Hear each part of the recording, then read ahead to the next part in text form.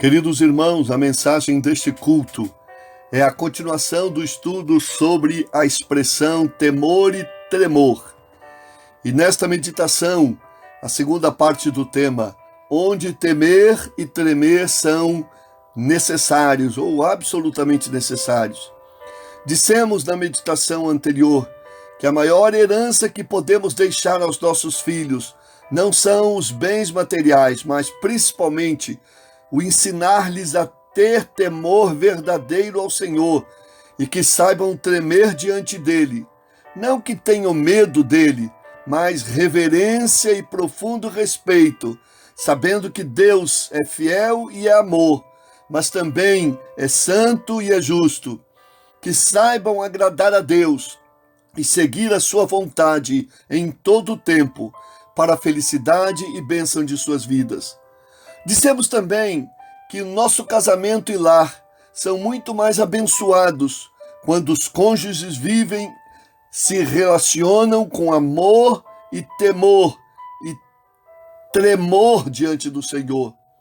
Nas Escrituras, a expressão temer e tremer aparecem cobrindo 6 importantes áreas da vida. Vimos que Deus requer de nossa parte temor e tremor para o nosso bem, na leitura e meditação de sua palavra, na adoração e no serviço a Ele, e em terceiro lugar, na luta para sermos vencedores contra o pecado. As 3 outras vezes em que a expressão temer e tremer são requeridos ou aparecem, estão nas epístolas de Paulo, citadas em 3 situações e contextos diferentes, para enfatizar a necessidade de um senso de temor e reverência ainda maior nestas áreas.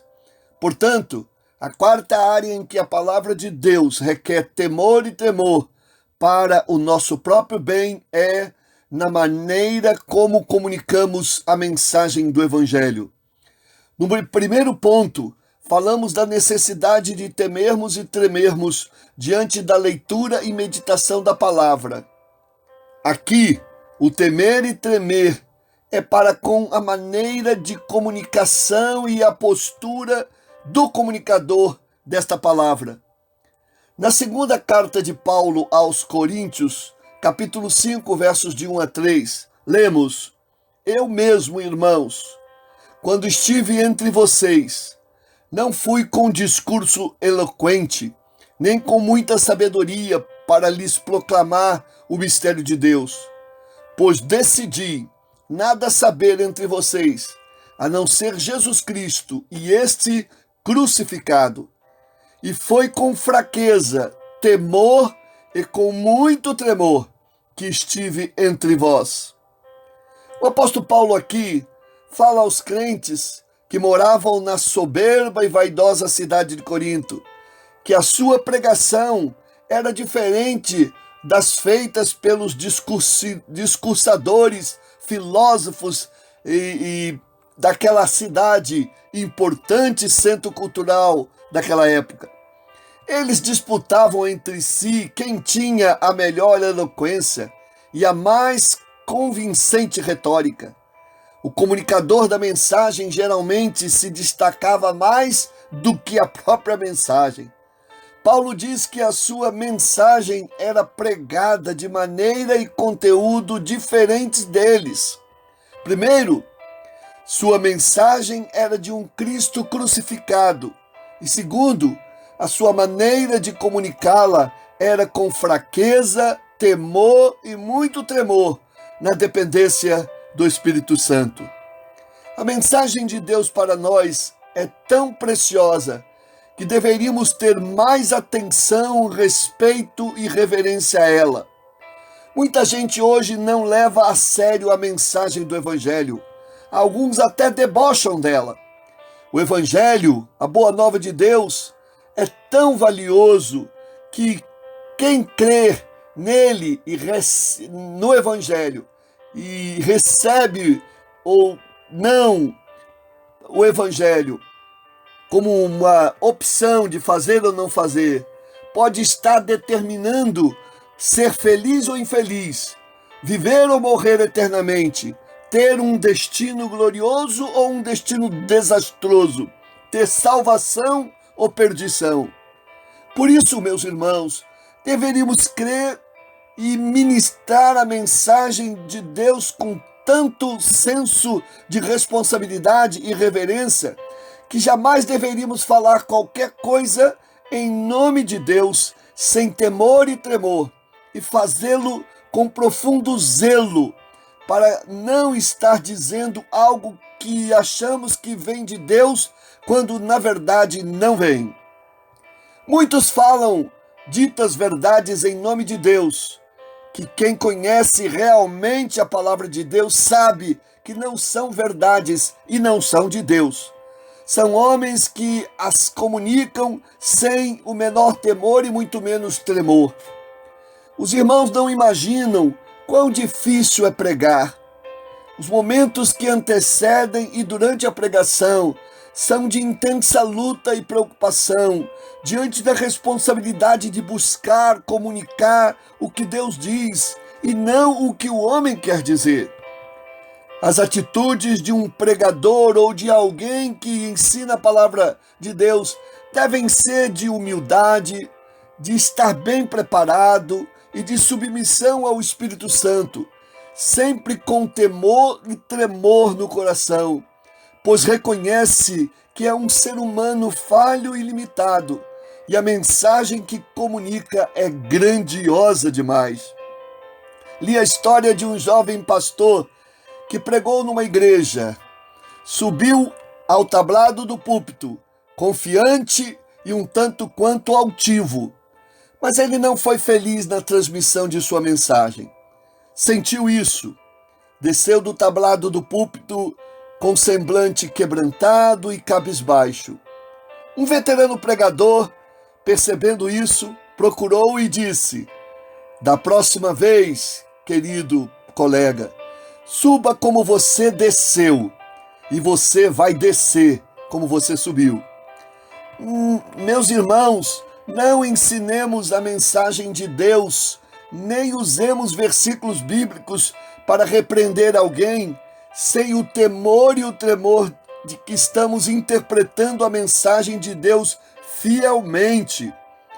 Um pregador temente a Deus, enquanto não prega, treme por dentro, ou enquanto prega, treme por dentro, não necessariamente por fora.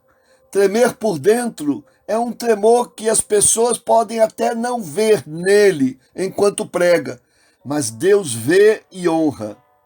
É o falar com convicção, com segurança, com preparo, mas com a direção e a dependência do Espírito Santo, cuidando de cada palavra dita, para que ela seja a exata expressão do que Deus quer comunicar ao seu povo ou à pessoa a quem ministramos. Não se trata de um temer por insegurança, ou por despreparo, ou por medo de falar em público, ou de encarar um auditório na sua frente, embora possa isso acontecer às vezes. Mas o temor de Deus é o temor cheio de submissão e de dependência do Espírito Santo, de consciência de sua presença naquele lugar como o principal ouvinte da pregação ou do ensino, de quem somos mensageiros e a quem quem há de nos julgar se a nossa mensagem é ou foi fiel. A quinta área em que a palavra de Deus requer temor e tremor para o nosso bem é nas relações trabalhistas e comerciais. Efésios 6, capítulo 6, verso 5, diz que: "Quanto a vós outros, servos, obedecei o vosso Senhor segundo a carne, com temor e tremor, na sinceridade do vosso coração, como a Cristo." Os termos temor e tremor aqui descrevem a maneira correta dos servos obedecerem aos seus senhores. O texto bíblico ressalta que devemos servir aos nossos patrões da terra com temor e tremor, mesmo sendo eles seres humanos iguais a nós. Por isso a expressão do texto, a vosso Senhor segundo a carne, os vossos líderes ou patrões segundo a carne. O temor e tremor não é ao empregador ou patrão, mas a Deus. O texto diz, na sinceridade do vosso coração. Por isso, temer e tremer significa ser um empregado de confiança. Mostre ao chefe que você veste a camisa da empresa e está preocupado não somente com o seu salário no fim do mês, mas também com o crescimento e o sucesso da empresa onde trabalha. Veja o que Paulo ensina na carta a Tito, capítulo 2, versos 9 e 10.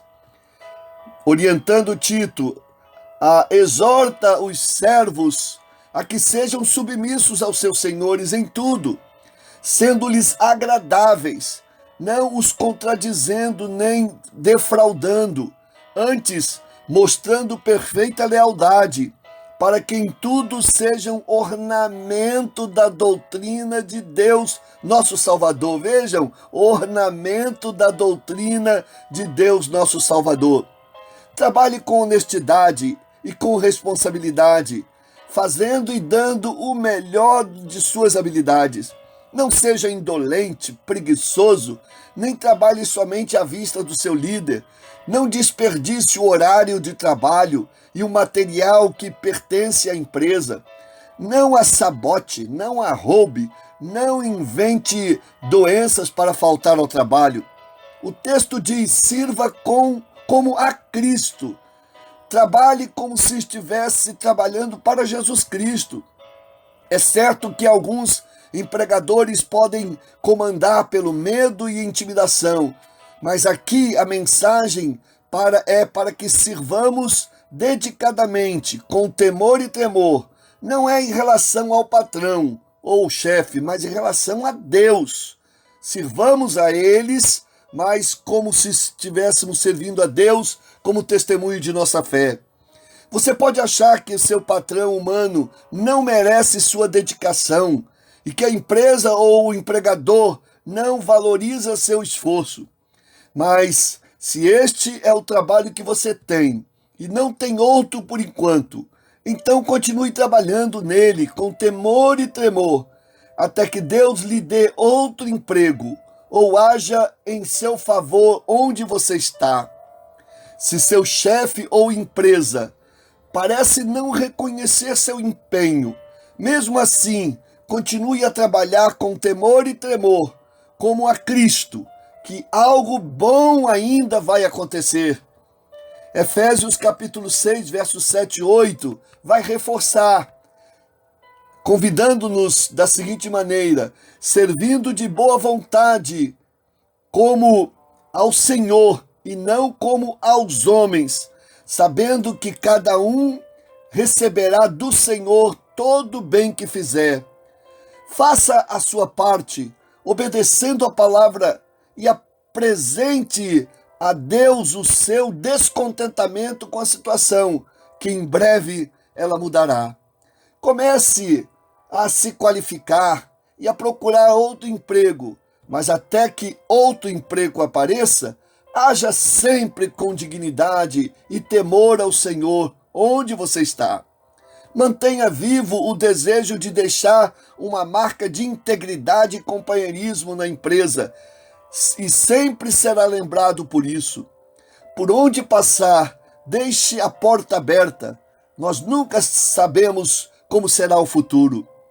O mesmo princípio bíblico, irmãos amados, vale também aos empregadores para com as suas relações comerciais. O texto diz, façam tudo na sinceridade de coração, como a Cristo. Isto é, não cobrando preços abusivos de seus clientes, não agindo ilegalmente ou defraudando os impostos.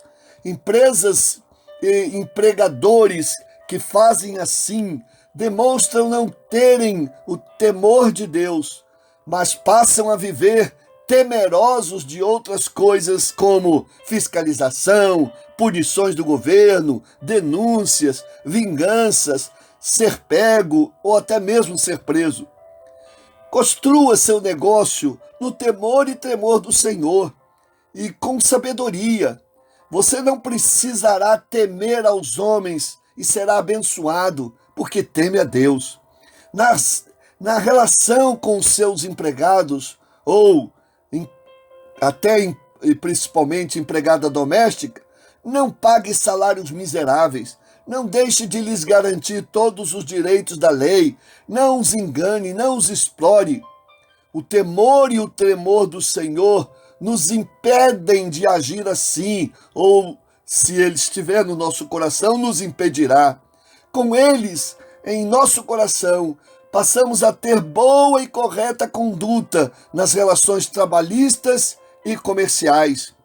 Hebreus capítulo 13, verso 18, vai nos desafiar.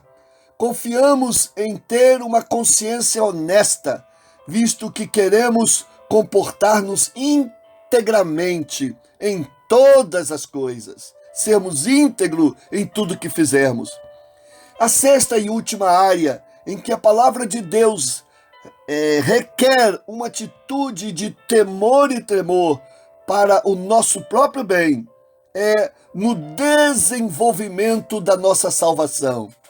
Agora, a expressão aparece mais uma vez em Filipenses capítulo 2, verso 12. De sorte que, meus amados, assim como sempre obedecestes, não só na minha presença, mas muito mais agora na minha ausência, assim também operai a vossa salvação com temor e tremor. O que é operar a salvação com temor e tremor?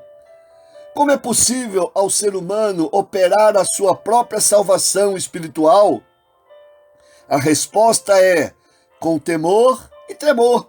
Ou seja, o ser humano opera a salvação obedecendo a palavra do Senhor, chamada de temor do Senhor.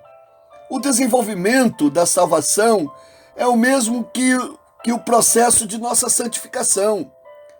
A salvação tem 3 etapas ou estágios. O primeiro é o da conversão, ou mudança de rumo inicial de um novo convertido. O segundo é a santificação, que vem depois da conversão, ou a caminhada de consagração, produzindo os frutos de uma vida realmente salva, transformada. E a terceira é a glorificação, isto é, o coroamento, a total transformação de nossos corpos e a glória da vida eterna no céu. A mais importante será a primeira, a conversão, que precisa ser verdadeira para que as demais se realizem. Para ser real, ela deve estar fundamentada numa fé inabalável na vida, ensino, morte e ressurreição do Filho de Deus, Jesus Cristo, e de um sincero arrependimento dos pecados. Uma conversão genuína influenciará positivamente as 2 outras etapas da salvação.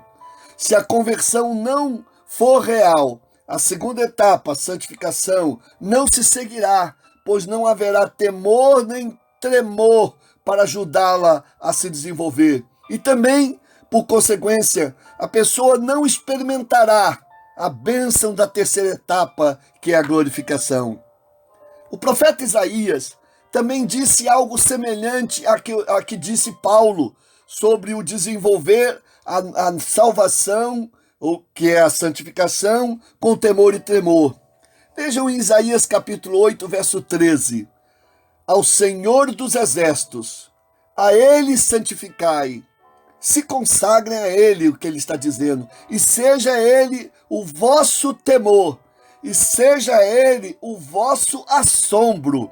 A palavra aqui, assombro, é a ideia de tremer, ficar assombrado diante da presença do Senhor, maravilhado e extasiado. A salvação, meus irmãos, é uma dádiva a ser desenvolvida. É como um investimento de Deus em nossa vida, a um alto preço de sangue de seu amado Filho Jesus na cruz do Calvário. Deus espera de nós o resultado deste investimento na geração de vidas santas. Salvação é um maravilhoso presente do céu a nós, que Deus espera ser apreciado, cuidado e honrado por nós. A salvação, meus irmãos, precisa ser efetuada, como diz algumas versões, ou desenvolvidas em outra, na vida prática, até o dia de Cristo, isto é, até a sua volta, quando então se completará a nossa salvação. O apóstolo Paulo vai explicar melhor como acontece esse desenvolvimento nos versículos 12 a 16 de Filipenses 2.